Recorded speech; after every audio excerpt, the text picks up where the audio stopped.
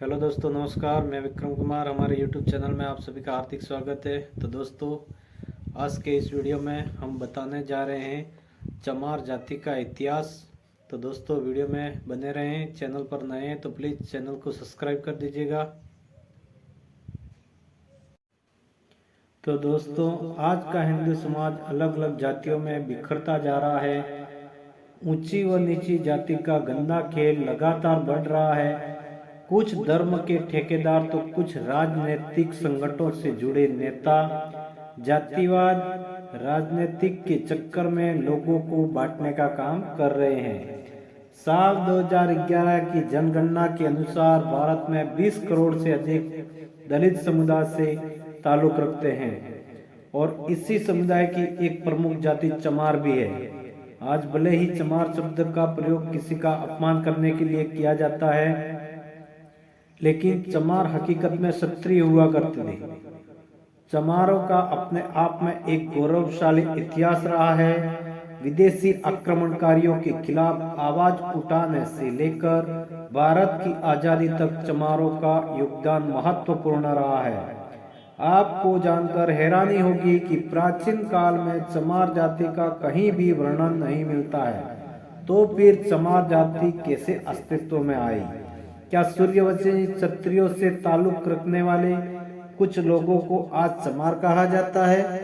तो दोस्तों, आज की इस वीडियो में हम विस्तार से बताएंगे और साथ में ही हम दावे के साथ कहते हैं कि इस वीडियो को देखने के बाद चमारों के प्रति आपकी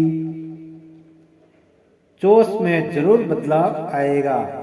प्रकृति ने धरती के सभी मनुष्य को एक समान बनाया है, लेकिन समय के साथ साथ इंसान पंथवाद और जातिवाद के चक्कर में पड़ता गया और इंसान ही इंसान की मौत का प्यासा हो गया। धर्म और जाति के नाम पर प्राचीन भारत में कभी कोई भेदभाव नहीं होता था। चमार जाति का वैसे तो कहीं उल्लेख नहीं है। चमार शब्द का प्रयोग पहली बार सिकंदर लोदी द्वारा 16वीं शताब्दी में किया गया था। जिस समय भारत में तुर्की और अफगान के आक्रमणकारियों ने भारत में प्रवेश करना शुरू किया था, उस समय पश्चिम बंगाल के चर्मकार वंश का राज हुआ करता था। ये इक्ष्वाकु व सूर्यवंश क्षत्रिय समुदाय से संबंध रखते थे। भगवान गौतम बुद्ध, चंद्रगुप्त मौर्य और महान सम्राट अशोक भी इसी वंश के थे। राजा चंद्रसेन के शासन काल में दौरान चर्मकार वंश काफी ऊंचाइयों तक पहुंच गया था। संत रविदास जी भी चवर वंश के ही वंशज थे। चित्तौड़ के राजा राणा सांगा और उनकी पत्नी जाली रानी संत रविदास जी को काफी मानते थे। राजा और रानी ने मिलकर संत शिरोमणि रविदास जी से चित्तौड़ आने का अनुरोध किया और कहा कि वे चित्तौड़ के राजगुरु बनकर महल में निवास करें। संत रविदास जी ने राजा का आग्रह स्वीकार कर लिया और चित्तौड़ के महल में रहने लगे। इस दौरान रविदास जी के व्याख्यान, उनकी रचनाओं ने लोगों को प्रभावित करना शुरू कर दिया और बड़ी संख्या में लोगों ने रविदास जी को अपना गुरु स्वीकार कर लिया। वहीं दूसरी ओर दिल्ली में सिकंदर लोदी का शासन चल रहा था। सिकंदर लोदी को रविदासियों के बारे में सूचना मिली तो उन्हें डर हुआ कि इस्लाम धर्म की बजाय रविदास जी से लोग ज्यादा प्रभावित होना शुरू कर दें। सिकंदर घबरा गया और अपने एक खास व्यक्ति सदना फकीर से कहा कि वे चित्तौड़ जाएं और इस्लाम धर्म कबूल करने को कहें। रविदास जी को जबरन मुसलमान बनाने के लिए सदना फकीर चल पड़ा। जब सदना फकीर की मुलाकात रविदास जी से हुई तो रविदास जी ने कहा, वे शास्त्रार्थ तर्क वितर्क के लिए अगर सदना फकीर उन्हें पराजित कर देता है तो वे इस्लाम धर्म कबूल कर लेंगे।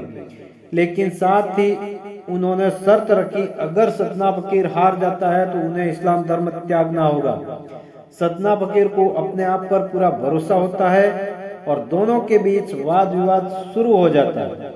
इस शास्त्रार्थ में रविदास जी की जीत होती है और उनके तर्क वितर्क में सदना फकीर इतना प्रभावित हो जाता है कि वे अपनी मर्जी से इस्लाम धर्म छोड़ देता है और अपना नाम बदलकर रामदास रख लेता है। रामदास और रविदास मिलकर लोगों में विवेक जगाने का काम करते हैं। संत रविदास जी समाज के लोगों को एक समान देखते थे और बराबरी का संदेश दिया करते थे। जब सिकंदर लोदी को पता चला कि सतना फकीर ने इस्लाम धर्म त्याग दिया है तो सिकंदर आग बबूला हो गया और उसने रविदास जी को बंदी बनाने का आदेश दिया। रविदास जी को बंदी बनाकर एक कारागार में डाल दिया जहां उन्हें चमड़े के जूता बनाने का काम सौंपा गया। सिकंदर लोदी का लोगों पर अत्याचार बढ़ता जा रहा था। वे लोगों को अधिक से अधिक इस्लाम कबूल करना चाह रहा था। रविदास जी को जब कारागृह में बंद किया गया तब चवर वंश के राजाओं का खून खोल उठा था। कई राजाओं ने मिलकर दिल्ली को चारों तरफ से घेर लिया। सिकंदर लोदी के खिलाफ आम लोगों ने भी आवाज उठाना शुरू कर दिया। इस तरह लोगों के विद्रोह को देखकर सिकंदर लोदी ने संत रविदास जी को रिहा कर दिया। सन 1520 ईस्वी में संत रविदास जी का देहांत हो गया। एक बार फिर सिकंदर लोदी का अत्याचार बढ़ गया। सिकंदर लोदी ने सैकड़ों लोगों को बंदी बनाया और उन्हें चमड़े के जूते बनाने का काम दिया। विदेशी आक्रमणकारियों से पहले भारत में चमड़े के जूते या अन्य चीजों का प्रयोग नहीं किया जाता था और चमड़े का लोग अशुद्ध माना करते थे। इसके बाद में सिकंदर लोदी ने चमड़े का काम करने वाले क्षत्रिय लोगों का अपमान करने के लिए उन्हें चमार शब्द का प्रयोग किया। चर्मकार लोगों का अपमान करने और इस्लाम कबूल न करने पर सिकंदर लोदी ने चमार कहकर क्षत्रिय समुदाय का बहुत अपमान किया। इस तरह के अपने स्वाभिमान की रक्षा के लिए उन्होंने चमड़े का काम किया और तभी से चमड़े का काम करने वाले को चमार कहना शुरू कर दिया गया। इस जाति के लोगों की शिक्षा पर भी रोक लगा दिया जिससे कि उनकी आने वाली पीढ़ी को अपना गौरवशाली इतिहास के बारे में बिल्कुल भी पता ना चल सके। चमड़े का काम करने से ही उनके क्षत्रिय समुदाय से अलग कर दिया गया। सिकंदर लोदी ने ही इन्हें नीच और क्षुद्र का दर्जा दिया।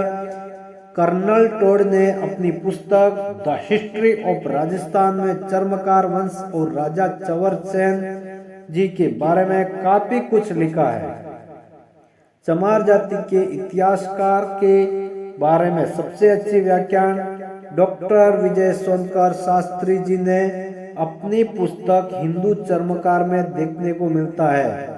आज भी चमार जाति के लोग संपूर्ण भारत में पाए जाते हैं। भारत के अलावा नेपाल और पाकिस्तान में भी पाए जाते हैं। राजस्थान के कुछ हिस्सों में चमारों का रहन सहन और उनका बर्ताव राजपूतों जैसा नजर आता है। महिलाएं घूंघट रखती है तो वहीं पुरुष अपना स्वाभिमान के लिए अपनी मूछें और पगड़ी रखते हैं। आज किसी दलित को या किसी जाति के लोगों को चमार कहा जाए तो वे काफी गुस्सा हो जाते हैं और अपमानजनक महसूस करते हैं और वे अपनी जगह बिल्कुल ठीक भी हैं क्योंकि वे चमार है ही नहीं तो भला किसी की गलत बातों को क्यों बर्दाश्त करें। दूसरे विश्व युद्ध के दौरान अंग्रेजों ने चमार रेजिमेंट बनाया गया था जो एक पैदल रेजिमेंट था और यह दिनांक 1 मार्च 1943 को बनाई गई।